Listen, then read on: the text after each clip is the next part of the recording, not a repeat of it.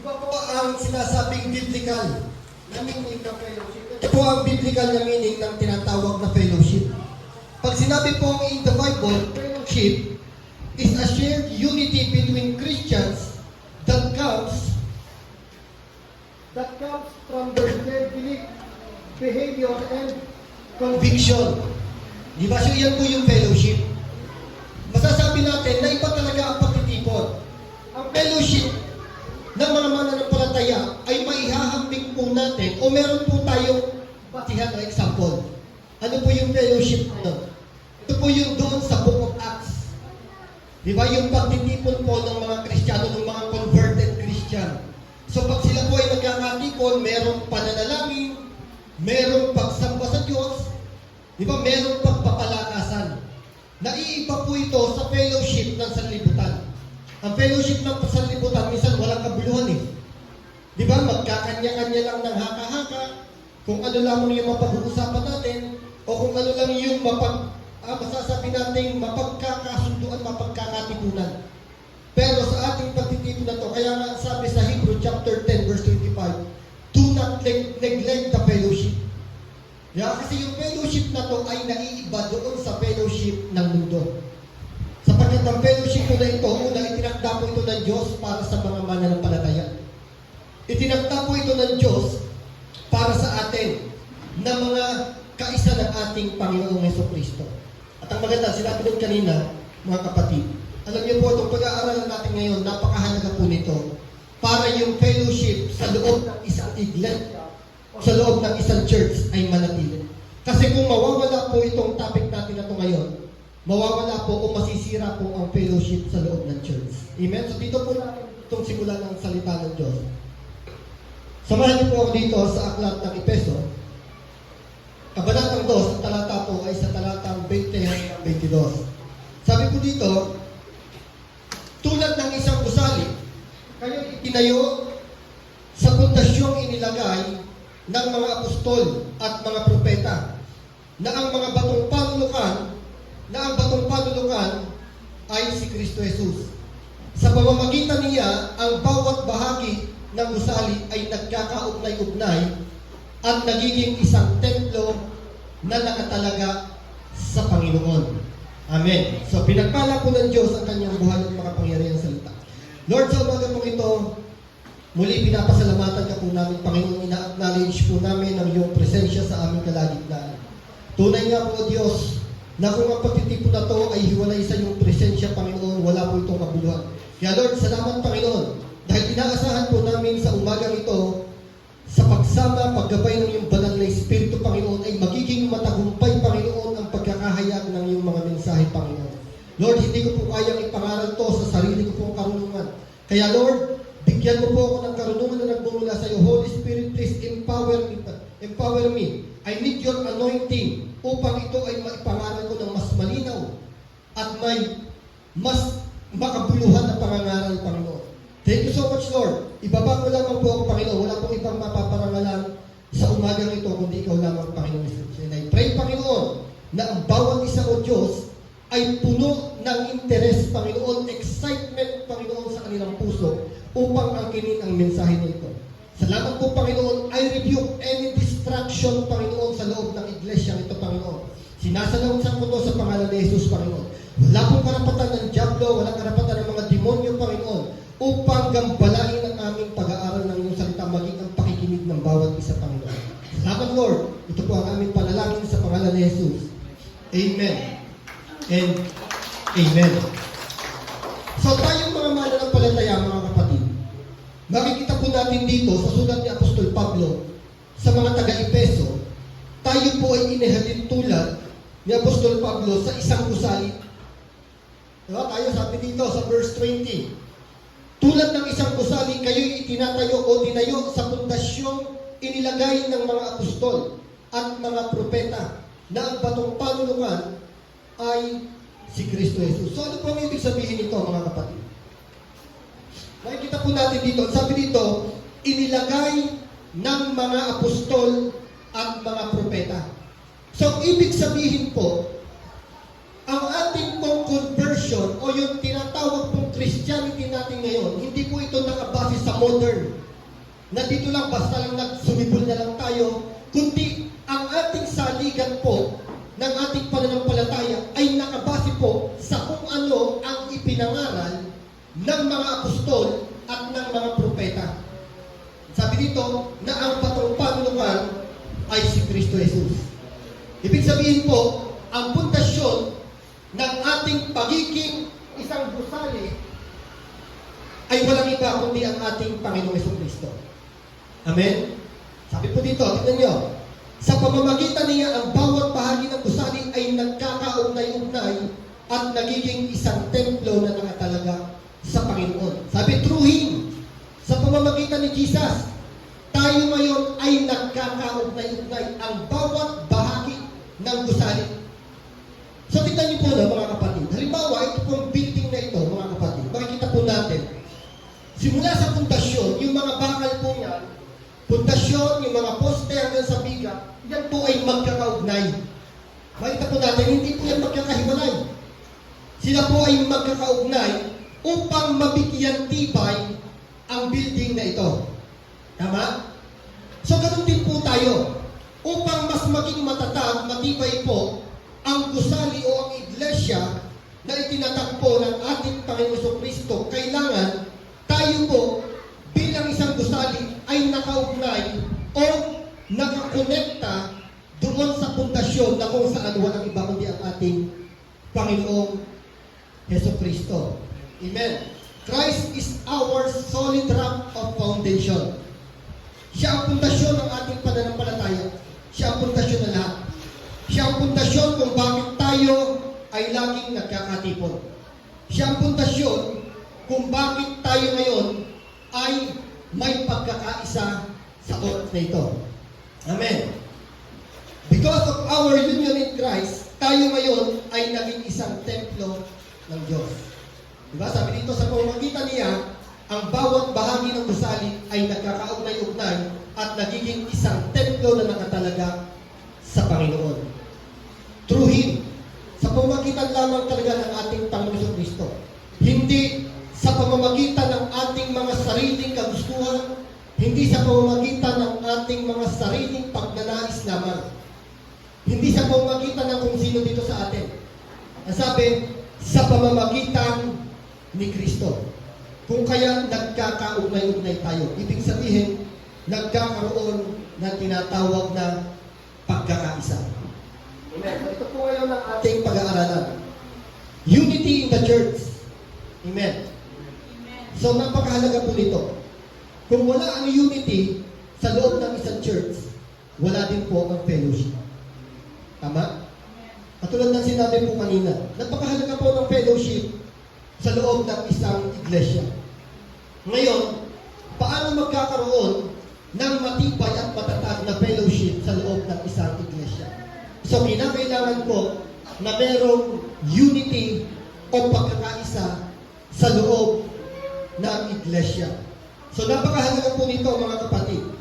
So, unity in the church.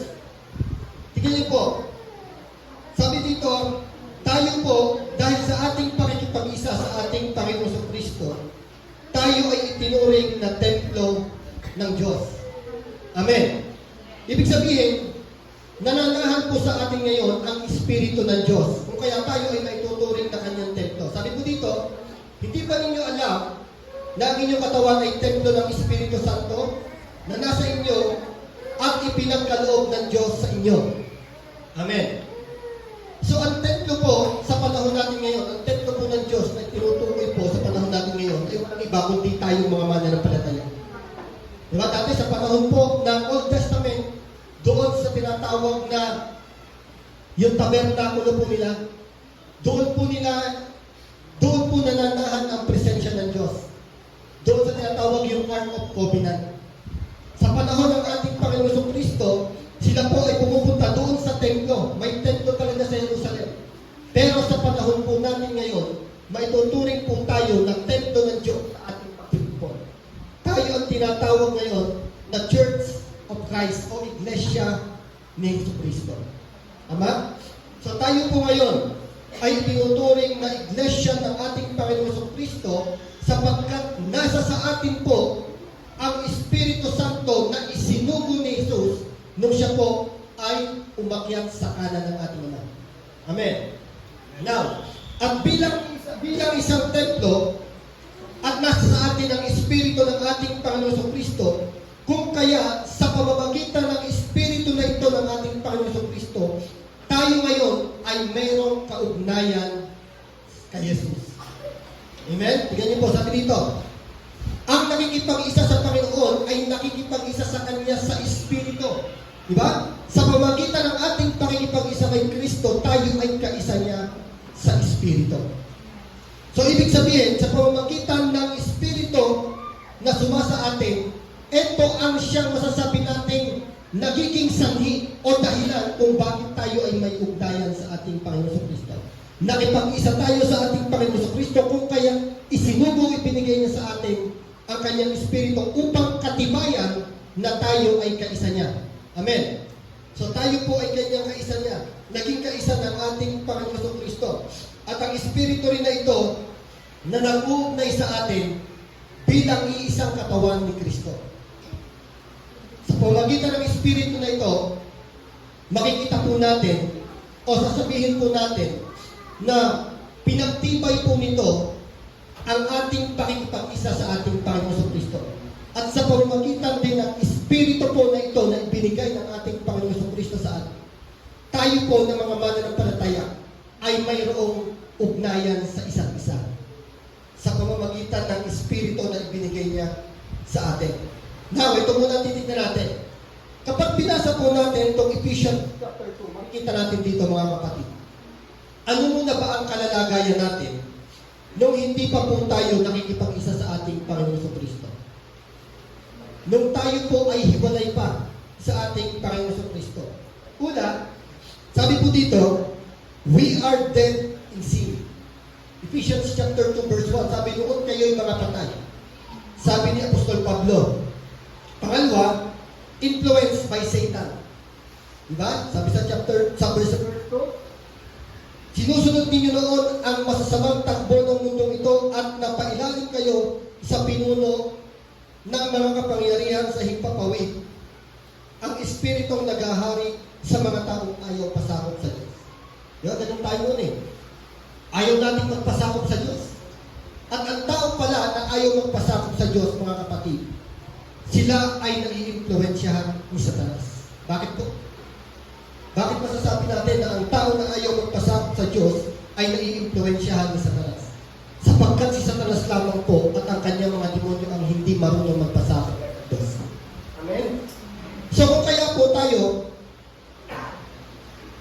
mga kapatid, nung tayo po ay wala pa sa pakikipag-isa o wala pa sa ugnayan sa ating Panginoon Kristo, tayo po ay isa doon sa mga tao na yun na nai-impluwensyahan po ni Satanas kung kaya ayaw po natin magpasakop sa Diyos at mas sinusunod po natin ang masamang impluwensya o masamang gawain ng mundo na ito. Pangatlo po, we are controlled by the lust. Sabi dito, ang totoo, tayong lahat ay dati ring namumuhay ayon sa pagdanasan ng ating laman at sumusunod sa hilig ng katawan at pag-iisip. Amen. So, doon po. Sabi tayo po ay controlled doon sa pagnanasa ng laman. At dahil dyan, ang kalalagayan pa po natin, we are under God's wrath. Tayo ay nasa ilalim po ng puot ng Diyos. Amen. Sabi dito sa verse 3. Sabi po dito sa verse 3, dito rin ko po siya basahin. Kaya't ang ating likas na kalagayan, kabilang tayo sa mga taong kinapuputan ng Diyos. So, kinapuputan po tayo ng Diyos nung tayo po ay wala pang ugnayan sa ating Panginoon Kristo. At ang panghuli po, ito po ang kalalagayan natin, we are separated from Christ. Sabi dito sa verse 12, noong panahon iyon, hiwalay kayo kay Kristo. Hindi kabilang sa bayan ng Israel at hindi saklaw ng pipay na nababatay sa mga pangako ng Diyos. Noong nabubuhay kayo sa mundo nang walang pag-asa at walang Diyos. Ganun po pala ang buhay natin noon nung tayo ay hiwalay pa kay Kristo. wala tayong pag-asa at wala tayong Diyos. Di ba? Maaring may Diyos tayo, pero mali ang Diyos na kinikilala po natin. Hindi po ang tunay na Diyos ang sumasa atin ng mga panahon na yun, nung tayo ay wala pang ugnayan sa ating Panginoon Kristo. So, ganyan po ang kalalagayan natin, mga kapatid. Noong panahon na tayo po ay wala pang ugnayan sa ating Panginoon Kristo. But, ito po ang dapat namin makita. But through His special favor, sa pamamagitan po ng special na pabor ng Diyos, mga kapatid, dito niya po ngayon binibigyan tayo ng magandang ugnayan sa Kanya. Through His special favor, ano yung special favor na yun? Sabi dito sa verse 8.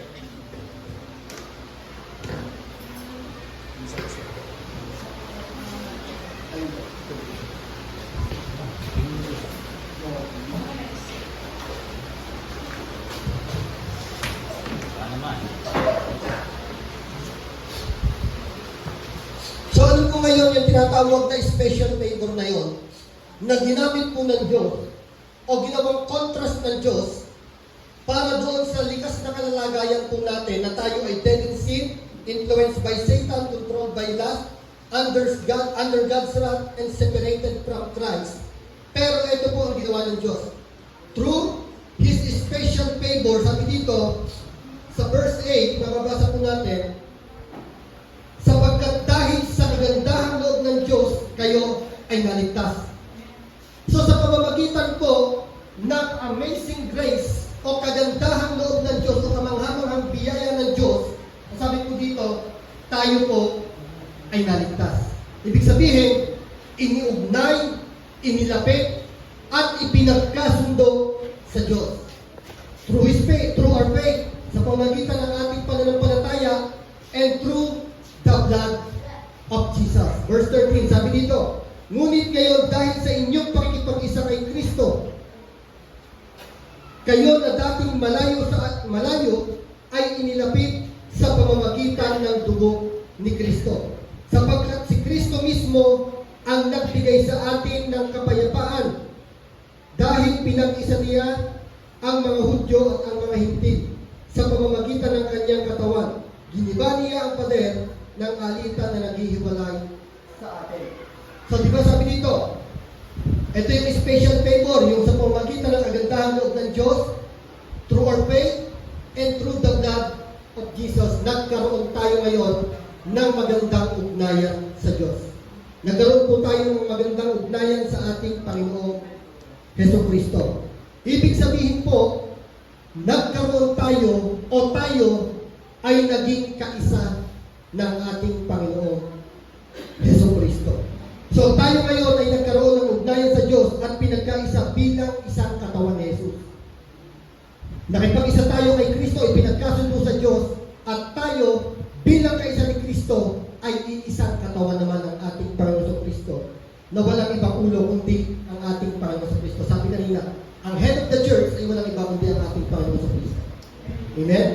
Hindi ang pastor, hindi ang leader. Walang iba kundi ang ating Panginoong Kristo po ang siyang ulo o puno ng iglesia na kung saan naroon po tayo ngayon. So pag hindi po si Kristo ang kinikilala ng puno ng iglesia, mga kapatid, umalis na po tayo. Bakit po?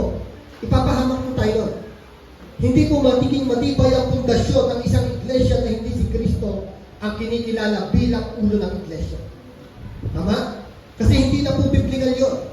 Dahil mali naman sinabi ng Bible na si Kristo ang ulo ng iglesia at tayong mga mananampalataya ang itinuturing na kanyang katawan. Now, ito yung sinasabi natin, unity. Nakipag-isa tayo kay Kristo at tayo bilang nakipag-isa kay Kristo, kinakailangan tayo din po ay isa. O merong pagkakaisa. Now, what is unity? Unity is the quality or state of not being multiple. So yun po ang ibig sabihin ng unity. Hindi po marami. Hindi po, sabi dito, not being multiple or being together. Ibig sabihin, hindi hiwa-hiwalay. Iisa. Unity is the opposite of being divided. Hindi nahahati. Kumbaga, iisa. Talagang nakabuklod lamang sila. Magkaugnay lamang sila. So tingnan niyo po ito ngayon mga kapatid. Ito po ang isang malaking katotohanan ngayon na dapat po maiwasan ng lahat ng churches. One of the greatest challenges of the local churches today is disunity. Kawalan po ng pagkakaisa sa loob ng iglesia. So yan po ngayon mga kapatid, ang isang kinakaharap na pagsubok ng maraming churches today. Even sa mega churches, sa mga small churches, nangyayari po ngayon na sila po ay nagkakaroon ng disunity o yung tinatawag na kawalan ng pagkakaisa. Bakit po? Bakit po kaya? Tignan niyo po bakit po kaya ang churches ay nagkakaroon ng disunity? Because Satan was attacking the churches, he is creating division of the church. Ang ginagawa po kasi ni Satanas, kasi kay Satanas mainit talaga ang mga churches. Di ba? So alam niyo si Satanas, hindi niya naman aatakihin yung mga nasa kanya na. Pag sinabing nasa kanya, ito yung mga nasa ilalim pa ng kanyang influensya. Ito yung mga unbeliever na alam niya na hindi naman mag-a-advance ng kingdom ni Lord. Ang aatakihin ni Satanas para mag-create siya ng tinatawag na division or disunity ay walang iba kundi ang tinatawag na iglesia ng ating Panginoong Kristo, na kung saan yung iglesia na ito ng Panginoong Kristo, kapag sila ay iisa, magkakaroon o sila ay magagamit to advance the kingdom of God. Amen? So ayaw po ni Satanas na ang kingdom po ng ating Panginoon ay ma-advance dito sa mundo. Kung kaya kapag nakikita niya na ang isang church, ang isang simbahan, ay nag-a-advance ng kingdom ng Diyos, so ito ay kanyang papasukin. Naniniwala ba kayo kaya pumasok ni Satanas sa loob ng church? Yes, kaya po.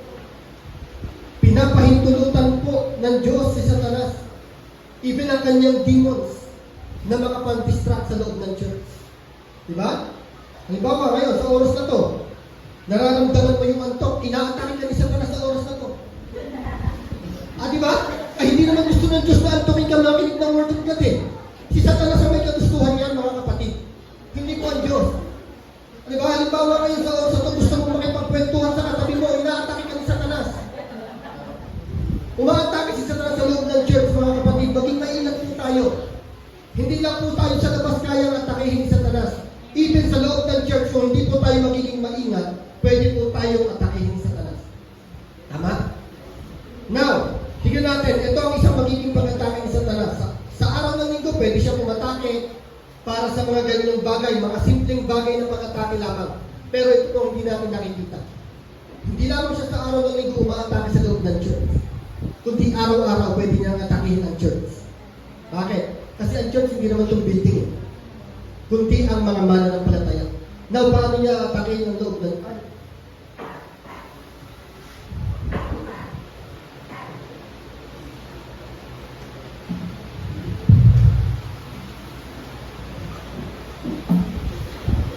Now, paano ba atake si Satanas sa church? Diba? Makaka-atake po siya kapag nakakapag-create na po si Satanas ng division sa church ng ating Panginoong Hesus. Amen? So, yun po ang gusto ni Satanas. Ang gusto po ni Satanas, sirain ang unity sa loob ng church. Bakit po? Dahil alam ni Satanas na kapag mayroong unity ang isang church, ito ay magiging matatag at matibay na iglesia. Tama? At alam ni Satanas na kapag may unity ang church, mas mabilis maa-advance ang kingdom ng ating Panginoon. Mas makakapag-move forward po tayo. Diba? So, tingnan niyo po. Now, posible ba talaga na mangyari na si Satanas makapag-create ng division sa loob ng isang church? Paano? Ito ang dapat nating makita. Paano po? So, mangyayari po talaga. Because even si Apostol Pablo po, nagbigay po siya ng babala para sa mga division sa churches of Corinthians. Diba? Sabi po dito. Tignan niyo po, sabi dito ni Apostol Pablo, 1 Corinthians chapter 10, chapter 1, verse 10 to 13. Mga kapatid, ako'y nakikiusap sa inyo sa pangalan ng Panginoong Hesus Kristo. Magkaisa kayo at huwag magbahabahagi, maging sa pagkaunawa at pagpapasya. Diba? Sabi ng Apostol Pablo, sino kinakausap niya dito? Mga mananampalataya.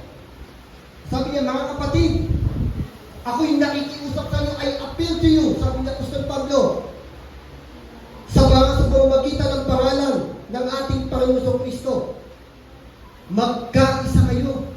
Ay, sabi ng Apostol Pablo, huwag kayong magbahabahagi, maging sa pagkaunawa at pagpapasya. Kasi alam niyo po, tingnan muna natin, ano ang disadvantage ng disunity sa loob ng isang church?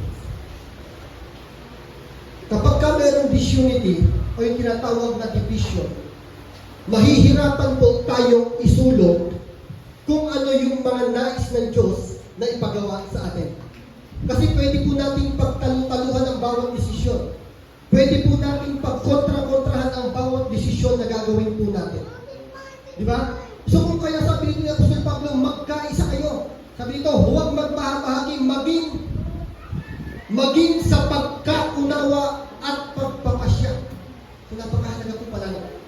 Sa bawat pagpapasya, kailangan meron po tayong iisang pagpapasya, iisang desisyon at iisang layunin kung paano po natin mai-advance ang kingdom ng ating Panginoong Diyos. Amen. Next verse. Ito, yung dahilan. Sapagkat ibinalita sa akin ng mga kasamahan ni Chloe na kayo raw ay nag-aaway-away. So yung pag-aaway-away wala sa loob ng isang church. Di ba? Kapag merong away-away sa loob ng isang church, magtatalo-talo. Ito po ay atake ng Satanas para mag-create ng division o alisin ang pagkakaisa sa loob ng iglesia. Tama? So kaya mag-ingat po tayo.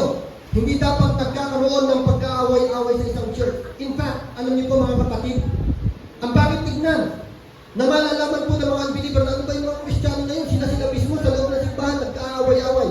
Sila mismo hindi magkasundo. Di ba? So kung bakit ang magiging impact ng isang iglesia na sa loob mismo ng iglesia na yun, malalaman ng mga unbeliever na tayo mismo dito sa loob hindi magkasundo. May pagkaaway-away tayo. Di ba? So ibig sabihin, hinahayaan po natin na makapenetrate ang kaaway na diablo sa loob ng ating iglesia at hindi tayo nagiging maingat dito. Di ba? Kaya sabi ng Apostol Pablo, mag-ingat kayo. Di ba? Sabi dito, sapagkat ibinalita sa akin ng mga kasamahan ni Chloe na kayo raw ay nag-aaway-away. Itong ibig na sabihin, sabi ng Apostol Pablo, ito ang tinutukoy ko. May nagsasabing kay Pablo ako. May nagsasabi naman ako'y kay Apollos. May iba rin nagsasabi kay Pedro ako. At may ibang nagsasabi ako'y kay Kristo. Diba? So ito pala yung isang dahilan na nakakapag-create ng division. Ano po yun? When we respect one person and we disrespect one person. Halimbawa, ang respeto natin ay nasa isang tao at doon sa isang tao, disrespect ang kaya natin ibigay sa kanya. It creates division and disunity. At hindi po ito ang gusto ng Diyos sa loob ng isang iglesia.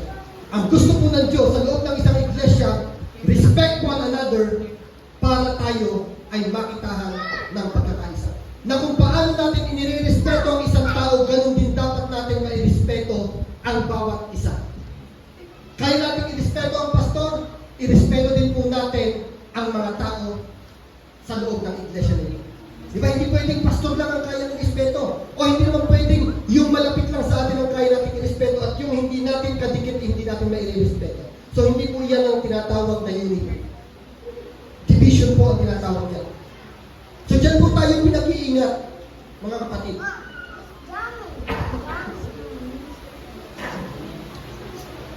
So di ba makita po natin dito? Sabi dito, ito ang tinutukoy ko. May nagsasabing kay Pablo ako. May nagsasabi naman ako'y kay Apollos. May iba pa rin nagsasabi kay Pedro ako.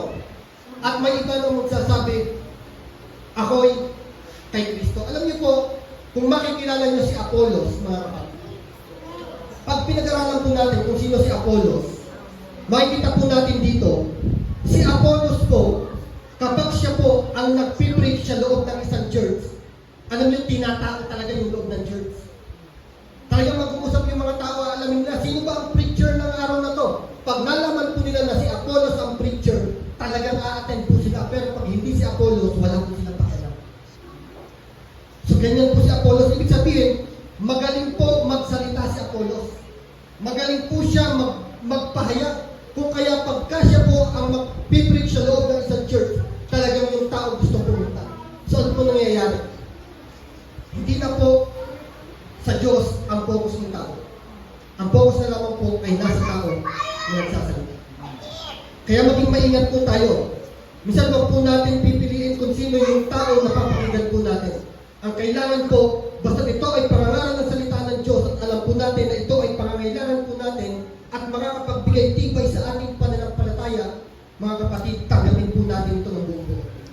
Amen?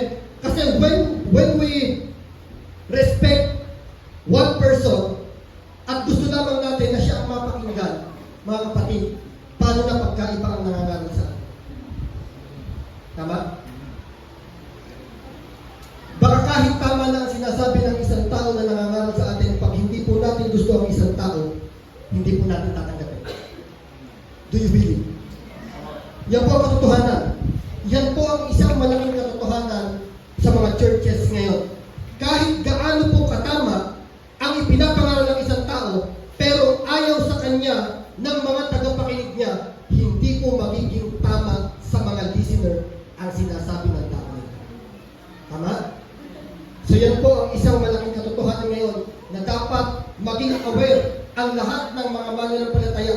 Dahil sa pamamagitan po niyan, makakakilos si Satanas at makakapag-create po siya ng tinatawag na division. Tingnan niyo, sabi dito ni Apostol Pablo kung bakit ayaw niya yung ganito. Na ako kay Pablo, ako kay Apollos, ako kay Pedro, at minsan sabi naman ako kay Kristo. Sabi ni Pablo, bakit? Nahati pa si Kristo? Si Kristo ba ay nakay Apollos lang? Si Kristo ba ay nakay Pablo lang? Hindi. Kung ang ipinapangaral ni Pablo ay si Kristo, ang ipinapangaral ni Apollos ay si Kristo, ganun din ang ipinapangaral ni Pedro. Si Kristo din ang ipinapangaral nila. Walang iba kundi ang ginawa lamang po ng ating Panginoon Kristo. Instead na lang. Diba? O, kung maliban na lamang mga kapatid, kung ang ipinapangaral ng isa ay si Satanas. Tama? Kapag ang ipinapangaral ako ng isang mangangaral ay walang iba kundi si Satanas, mga kapatid. At mga maling doktrina lang ipinapangaral, doon po tayo maging maingat. Diba? Kaya tingnan niyo po, ito ang sabi dito. Sabi ng Apostol Pablo, Romans chapter 16, verse 17, mga kapatid, nakikiusap ako sa inyo, mag-ingat kayo sa mga pasimuno ng mga pagkakampi-kampi at sanhi ng pagtalikod dahil sa pagsalumat nila sa aral na tinanggap ninyo. Anong sabi dito? Iwasan ninyo sila. Diba? So kapag meron pong mga tao na maaaring maging sanhi ng pagkakampi-kampi o sanhi ng pagtalikod dahil po sa pagsalumat nila sa aral na ibinibigay po o tinanggap po natin sa pasimula pa lamang, ang sabi dito, iwasan natin sila. Hindi po sila makakatulong sa atin. Makakagulo po sila, makakasama po sila, at makakapigil po sila o magiging dahilan po sila para hindi ma-advance ang kingdom ng ating Panginoon. Amen. So yan po ang kaparaanan ni Satanas, mga kapatid. Sasalangsangin niya yung mga aral at gagamit po siya ng mga tao to create division inside the church. Amen? So kaya mga kapatid, maging maingat po tayo. Now, why Satan wants to destroy the unity in the church? Bakit po kaya? Bakit po gustong sirain ni Satanas ang pagkakaisa sa loob ng isang simbahan? Ano pong dahilan? Una, doon sa strength. Ayaw nila yung strength ng church eh. Pag may unity kasi, may strength. Tama? Bakit? Tingnan niyo po. When we are united, we are much stronger. Tama? Kapag iisa po tayo, mas nagiging malakas tayo. Mas nagiging kapaki-pakinabang tayo. Diba napakagandang halimbawa nito yung walis tingting? piraso lang ng tingting. Ewan ko kung kailan pa tayo makatapos. Di ba? O halimbawa, doon sa tinatawag na bayanihan, yung pagbubuhat ng bahay, subukan natin isang tao lang ang bubuhat eh. Ang bubuhat nun. Mabubuhat kaya ng isang tao yun? So di ba hindi kaya eh. Pero pag mas marami na sila, mga kapatid, doon nila nakakayang buhatin. Dahil tulong-tulong sila. Sama-sama sila at nagkakaisa sila. Ibig sabihin, nagiging iisa ang kanilang lakas, kung kaya nagiging mas malakas ang isang grupo na ito. Di ba? So meron yung kwento, di ba? Yung doon sa bayanihan na yun, na nagbuhat sila. Buhat sila eh. So ngayon, napansin mo mga nagbubuhat, 50 sila. Bakit parang ang bigat pa rin? Bakit parang ang bigat? Yung pala, kaya pala mabigat, yung 10 doon sa 50, nakabitin lang. Hindi pala sila bumubuhat, ibig sabihin, nakakadagdag ng bigat. Di ba? So, ang ginawa nila, inalis nila yung 10. Oy, kayo, magpahinga na kayo. At nakabitin na pala kayo, doon na lang kayo bumitin sa puno para hindi na kami nabibigatan. Kung gusto niyo magpabitin-bitin, doon na lang kayo sa puno. Ngayon, buhat ulit sila. At habang sila ay nagbubuhat na naman ngayon, napansin nila, gano'n na naman. Hirap pa rin silang umabante, hirap pa rin silang sumulo. Napansin nila, yung sila paabante, yung 20 naman ngayon, paatras. Ibig sabihin, walang pa rin ang pagkakaisa. So, ibig sabihin, hindi pa rin makakaabante dahil hindi nagkakaisa. So, pinahinto naman nila ngayon yung 20 na hindi umaabante, kundi umaatras lamang. Kaya nung sila ay bumuhat na yung 20 na yun, dahil sa ginawa po nilang pagkakaisa, nakaabante po sila ng mabilis. Nagawa po natin.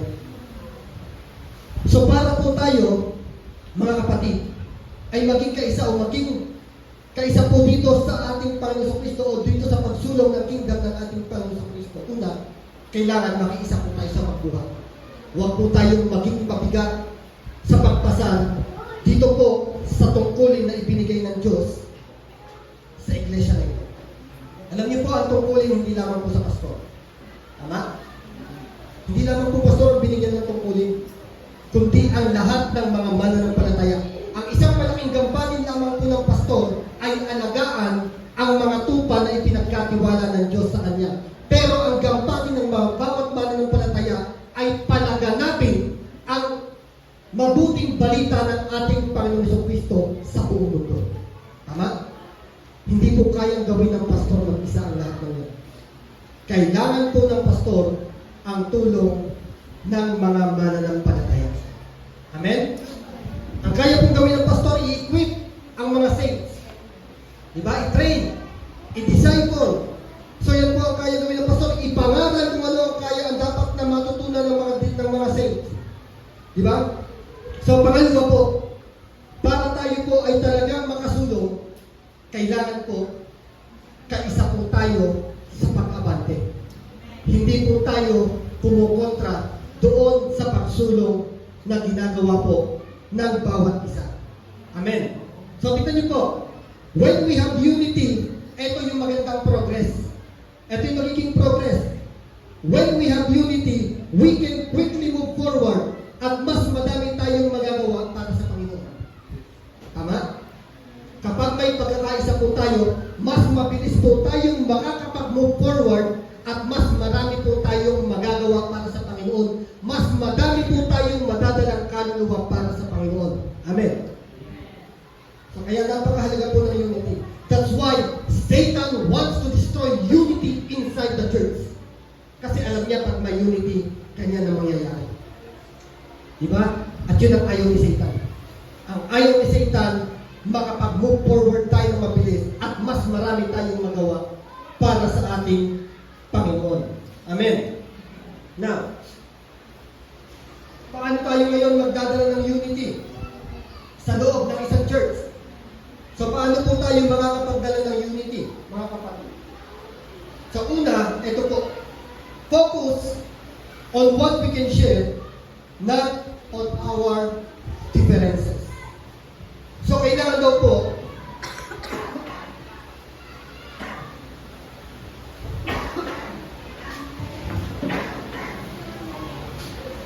sabi dito, mag-focus tayo sa kung ano po yung kaya nating ibahagi. Tama? Hindi kung ano yung nakikita po nating pagkakaiba-iba po natin. So tayo po, may kanya-kanya po tayo kaloob at kakayahan. Tama? Hindi po lahat ay tinawag para magturo. Hindi po lahat ay tinawag para magpakanta. Hindi po lahat ay tinawag para humayo. Ay, hindi lahat tinawag para humayo. Hindi po lahat ay tinawag para sa lahat ng kaloob. Diba? So alam niyo po mga kapatid, huwag po natin titignan kung ano ang ginagawa ng ating kapatid, kung paano siya tumutulong na mai-advance ang kingdom ng ating Panginoon. Dapat ang tignan po natin lagi, mag-focus po tayo sa kung ano pa yung pwedeng maging bahagi natin para mas ma-advance ang kingdom ng Panginoon. Tama? Kasi pag tinignan po natin yan, makakadagdag pa po sa isipin natin yun. Tama? So wag po natin tignan. Tandaan po natin mga kapatid, na tayo ay may iba't ibang kaloob. Kaya kung saan tayo effective by our own ability at doon tayo ginagamit ni Lord, let us focus on that ministry. Tama? Kasi pag sinabi pong ministry, hindi lang po yan yung mga nagpapaawit dito, mga kapatid.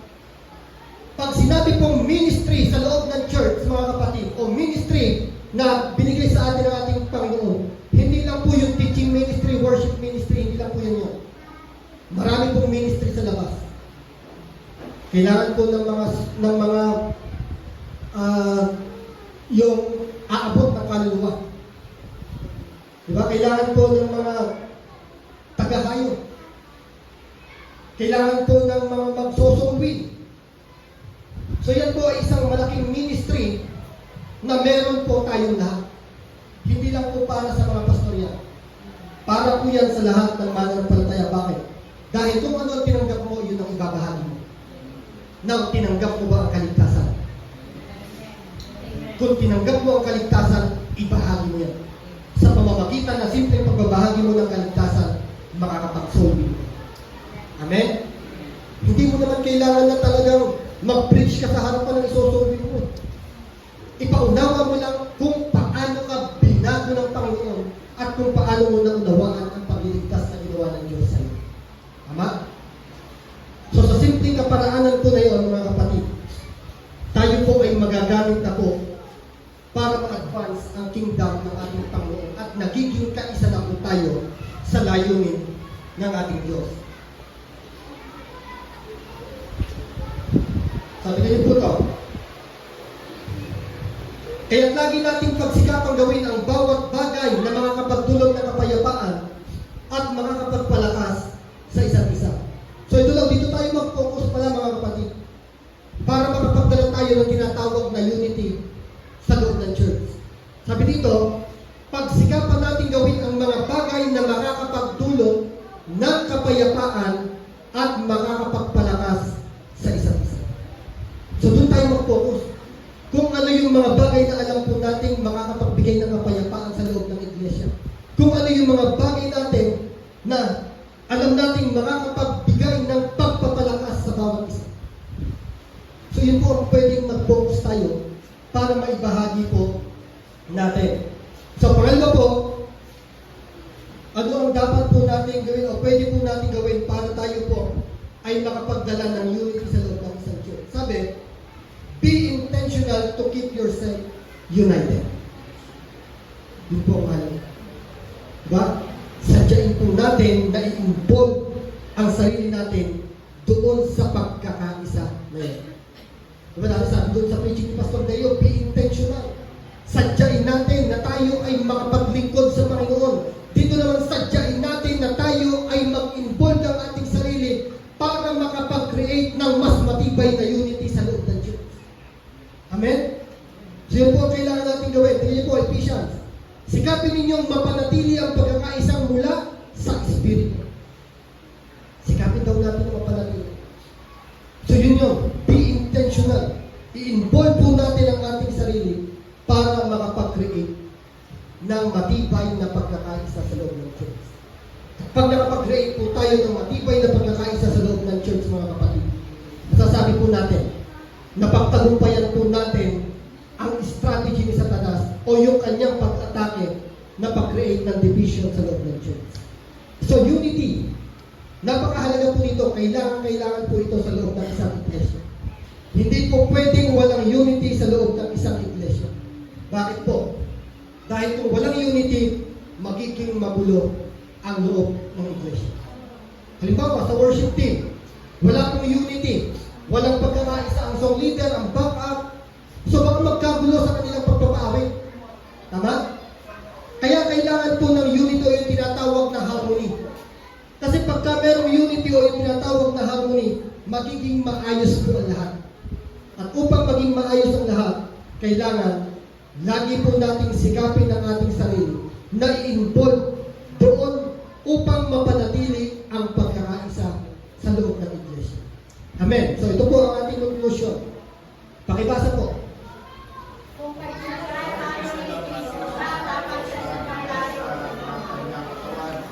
Amen. So kung sinasabi po natin, kapatid, na tayo ay kaisa ni Kristo, di ba, nakipag-isa tayo sa ating Panginoon Kristo, dapat kaisa din tayo sa iglesia na kanyang katawan. Hindi po pwedeng sabihin natin na kaisa tayo ni Kristo, pero hiwalay po tayo sa iglesia na kanyang katawan. Pero ayaw po nating makipagkaisa sa kanya pong katawan. Diba? Halimbawa po ang isang kamay, hindi po siya pwedeng ituring na bahagi ng katawan kung siya po ay nakahiwalay. Katulad ng isang sanga, kung paano tayo ay dapat na maging kaisa ng puno na walang iba kundi ang ating Panginoong Kristo. So, ganun din daw po dapat. Kung paano tayo ay kaisa ng ating Panginoong Kristo, dapat, kapatid, maging kaisa din tayo sa iglesia na kanyang katawan. So, yan po ang pinaka-message ni Lord ngayon. Maging kaisa po tayo sa iglesia na katawan ni Kristo. Hindi po tayo pwedeng mapahiwalay. Hindi po tayo pwedeng mag-create ng division dahil hindi po yan ang kalooban ng Diyos. Dahil kung mag-create po tayo ng division, hindi po tayo sa ating Panginoon Kristo na nagpapisa. Tandaan natin, si Satan ang nag-create ng division sa loob ng isang church. Kaya kung tayo nag-create ng division sa loob ng isang church, hindi si Kristo ang nakapagbibigay ng influensya sa atin. Walang iba kundi si Satanas. Amen? Pero dahil kaisa tayo ni Kristo, kung kaya naniniwala ako na ang iglesia ito na walang ibang pundasyon kundi ang ating Panginoon Kristo ay magkakaroon ng matibay na pagkakaisa at hindi mapapasok ng division na gustong gawin ni Satanas sa loob ng iglesia. Amen? Because we are united in Christ Jesus. Amen. So palagpakan po natin sila. Bilang Diyos, salamat po sa umaga nito, Panginoon. Tunay nga po, O Diyos, na napakahalaga ng pagkakaisa sa loob ng isang iglesia, Panginoon. Dahil kung wala po ang pagkakaisa, Panginoon, maaring maging magulo po ang lahat, Panginoon. Maaring hindi po kami makapag-move forward, Panginoon. Maaring hindi po kami maging matatag, Panginoon. Kaya Lord, salamat, Panginoon, sa mensaheng binigay mo sa amin sa umaga nito. Thank you so much, Lord, for this warning, Panginoon. Dahil maaaring kumilos talaga si Satanas sa loob ng iglesia nito, Panginoon. Maaari siyang mag-create ng division dahil nakikita niya, Panginoon, kung paano po nagbubunga ang iglesia na to. Kaya Lord, salamat po, Diyos. Alam namin na sa umaga nito, Panginoon, ang bawat mananampalataya na narito ngayon ay kaisa mo, Panginoon Jesus. Kung kaya magiging iisa rin po kami, Panginoon, sa iyong layunin, Panginoon, sa iyong mga desire, Panginoon. Magiging kaisa kami sa lahat ng hakbang mo po, Panginoon. Thank you so much, Lord God. Sa iyo po binabalik ang pinakamataas na papuri, pasasalamat, pagsamba sa pangalan ni Jesus, aming Panginoon at Panginoon. Amen. Amen.